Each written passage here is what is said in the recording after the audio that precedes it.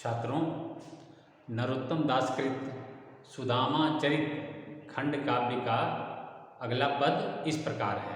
पद देखें। फाटे पट टूटी छानी, खायो भीख मांगी मांगी। बिना यज्ञ विमुख रहत देव पितरई। वे हैं दीन बंधु, दुखी देखी कै दयाल अवय हैं। देहें कछु भलो सो हों, जानत अगत्रई। द्वारिका लव जात पिय, केतो अलसात तुम्हें। काहे को लजात भई, कौन सी विचित्रतई। जे पै सब जन्म या दरिद्र की, सतायो तो पै कौने काज आई है, कृपा निधि की मित्रई। यह पद सुदामा की पत्नी सुबुद्धि का है। जैसा कि आप जानते हैं, जैसा कि आपको पता है कि सुदामा ब्राह्मण की स्थिति बहुत दयनीय है, बहुत जर्जर स्थिति है। दोनों वक्त उन्हें सही ढंग से भोजन नहीं मिलता। उनकी पत्नी को जैसे ही पता चलता है कि कृष्ण इनके बाल सखा हैं, सुदामा के बचपन के मित्र हैं, सुबुद्धि चाहती है कि सुदामा अपने बचपन के लड़कपन के मित्र कृष्ण के यहाँ द्वारका जाएं, जो द्वारकाधीश हैं, कृपानिधान हैं, और हमारी स्थिति सुधरे। लेकिन सुदामा उस ब्राह्मण कोटि के शख्स हैं जो नहीं चाहते कि मित्र के समक्ष हाथ फैलाएं। वह चाहते हैं कि संतोष ही परम धर्म है, इसलिए संतोष के साथ वो जीवन यापन करना चाहते हैं। वो अपनी पत्नी से कहते हैं कि मुझे दीनता ही प्यारी है, क्योंकि दीनता में भगवान का स्मरण होता है। सुदामा के इस कथन पर उनकी पत्नी का क्या कथन है इस पद में, इसका उल्लेख है। यानी दूसरे शब्दों में समझ लीजिए कि सुदामा अपनी दीनहीन दशा में बने रहना चाहते हैं। वो अपनी पत्नी से कहते हैं कि मुझे दीनता ही, मुझे गरीबी ही प्यारी है। क्यों? क्योंकि मुझे दीनता में, गरीबी में, अभाव में, दुख दर्द में भगवान का 24 घंटे उनका स्मरण होता है। उनकी सुदामा की इन बातों को सुनकर सुबुद्धि उनसे क्या कहती है, इसका वर्णन नरोत्तम दास ने इस पद में किया है। देखिए सुदामा की पत्नी सुबुद्धि क्या कहती है। फाटे पट कहते हैं वस्त्र। हमारे वस्त्र जो हैं, हमारे कपड़े जो हैं वो फटे हुए हैं। टूटी छानी कहते हैं झोपड़ी को। हमारी झोपड़ियाँ जो, हमारी झोपड़ी है वह टूटी फूटी है, जीर्ण शीर्ण है। खायो भीख मांगी मांगी, और हम भीख मांग मांग कर अपने उदर की पूर्ति करते हैं। भिक्षुक सुदामा जो हैं भिक्षुक जीवी हैं, भीख मांग मांग कर अपने पेट की भूख को शांत करते हैं। तो पहले वाक्य में 3 बातें कही हैं। सुबुद्धि कहती है कि हमारे वस्त्र जो हैं, हम जो वस्त्र पहनते हैं, हमारे तन पर जो वस्त्र है वह फटा चिथड़ा है, और हमारी झोपड़ी भी टूटी फूटी हुई है। हम भीख मांग मांग कर अपने उदर की पूर्ति करते हैं। बिना यज्ञ, यहाँ यज्ञ का तात्पर्य है यज्ञ से। बिना यज्ञ विमुख कहते हैं उदासीन को। दूसरी पंक्ति में कहती है सुदामा की पत्नी कि बिना यज्ञ हवन के रहत देव पितरई। देव यानी देवता, पितरई यानी पूर्वज। दूसरी पंक्ति में सुबुद्धि अपने पति से कहती है कि चूंकि धन नहीं है, संपत्ति नहीं है, पैसा नहीं है, तो हम हवन और यज्ञ इत्यादि नहीं कर पाते, जिसके कारण देव यानी भगवान और पूर्वज भी हैं हमसे विमुख हैं, हमसे उदासीन हैं। तीसरी पंक्ति, वे हैं दीन बंधु। वे हैं यानी कृष्ण। कौन? वे हैं यानी कृष्ण जो हैं दीन बंधु हैं। दीनों की मदद करने वाले हैं, दीनों की पीड़ा को दूर करने वाले हैं, दीनों के सहायक हैं, वो दीन बंधु हैं। दुखी देखी के दयाल हवै हैं।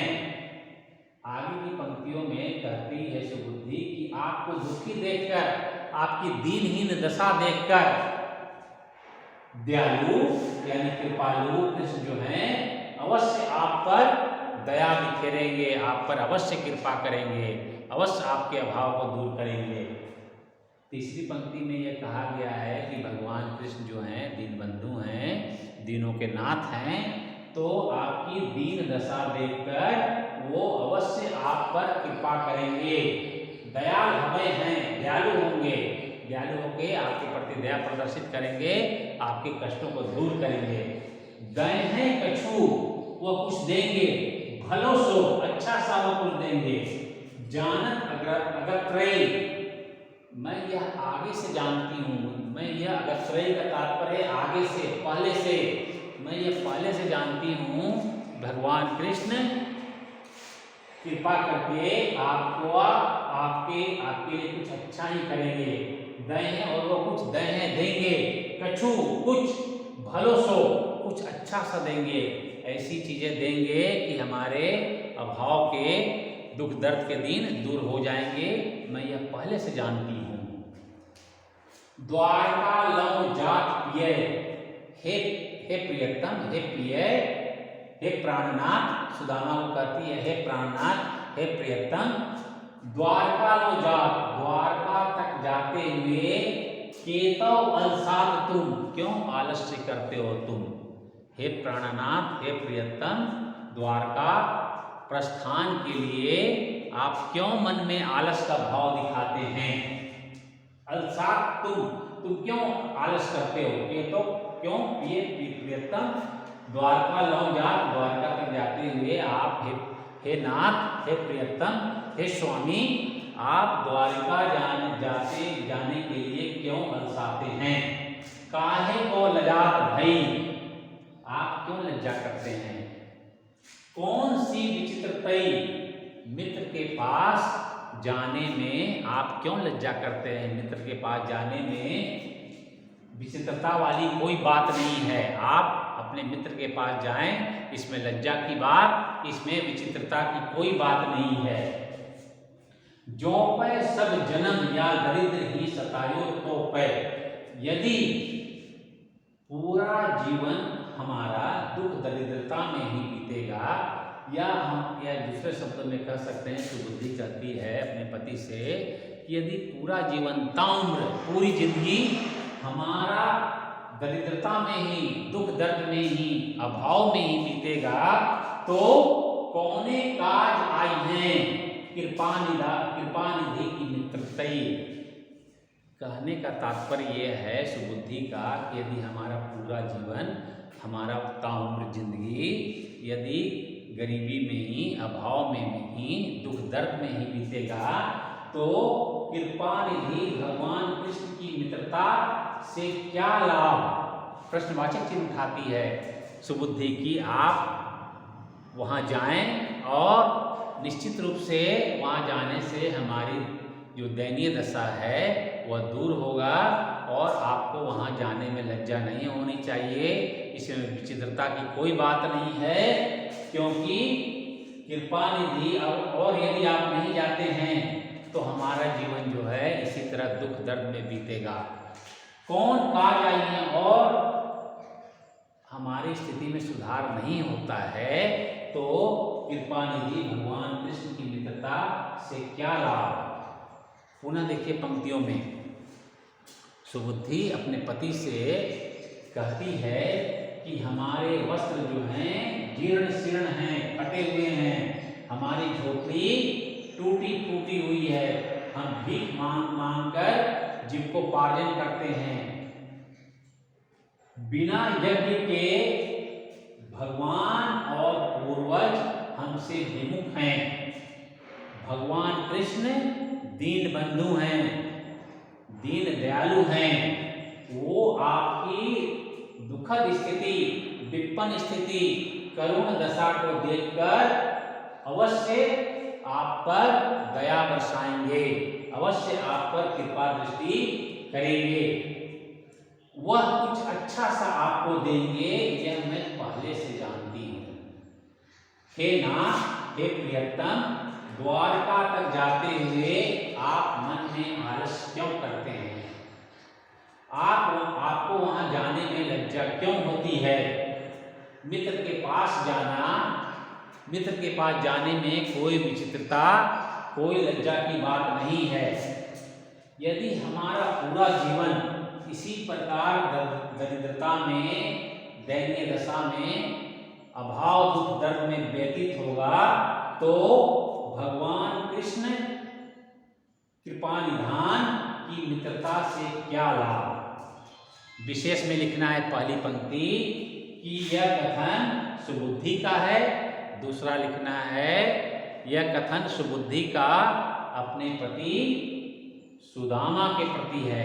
तीसरा वाक्य लिखना है कि इस पद में सुबुद्धि ने अपने घर की स्थिति, अपनी माली स्थिति का वर्णन किया है। आरंभिक पहली पंक्ति में, पहली पंक्ति देखिए है कि इस पद की पहली पंक्ति में सुदामा ने अपने घर की तंगहाली का वर्णन किया है। देखिए कैसी स्थिति उनके वस्त्र सही नहीं है, उनकी झोपड़ी टूटी हुई है और भीख मांग मांग कर वो जीविकोपार्जन करते हैं। तो पहली पंक्ति में उनके घर की आर्थिक स्थिति, उनके घर की दयनीय दशा, उनकी बदतर आर्थिक दशा का चित्रण हुआ है। साथ ही साथ अगली विशेषता लिखनी है कि यहाँ कृष्ण के दयालु रूप, दीन बंधु रूप को दर्शाया गया है। पांचवी विशेषता यह लिखनी है कि इस पद में सुबुद्धि की अपने पति के प्रति बुद्धिमत्ता का परिचय मिलता है। कैसी बुद्धिमत्ता? तो अपने पति को विश्वास में लेके ये कहती है कि आपको वहां जाने से निश्चित रूप से हमारा उद्धार होगा, यह मैं पहले से जानती हूँ। ये सुबुद्धि नाम की सुबुद्धि नहीं है, वास्तविक में उसके इस कथन से और भी अन्य पद में जो उसने कहे हैं उससे स्पष्ट होता है कि सुबुद्धि नाम से ही सुबुद्धि नहीं है, बल्कि उसमें बुद्धि का समावेश है। ऐसे ऐसे वह तर्क प्रस्तुत करती है जिसके सामने सुदामा की बोलती बंद हो जाती है। वो निरुत्तर हो उठते हैं और अंतिम में वो जाते भी हैं। भाषा की दृष्टि से यहाँ ब्रज भाषा है, नरोत्तम दास के भाषा की यह सबसे बड़ी विशेषता है कि वो भाषा बिल्कुल सरल सहज आम फाम है।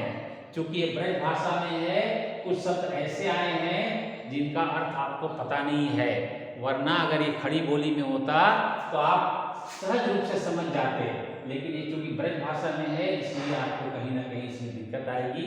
लेकिन मैंने आपको ऐसे पढ़ाया है कि आप आसानी से इस पद के अर्थ को समझ पाएंगे। इस पद के क्या, किसी भी पद के अर्थ को आप समझ जाएंगे, क्योंकि मैंने एक एक शब्द को तोड़ तोड़ के अन्वय करके पढ़ाया है। शैली की दृष्टि से इस पद में संवाद शैली है। संवाद यानी वार्ता कर रही है, कथन शैली है, जिसको अंग्रेजी में डायलॉग कहते हैं।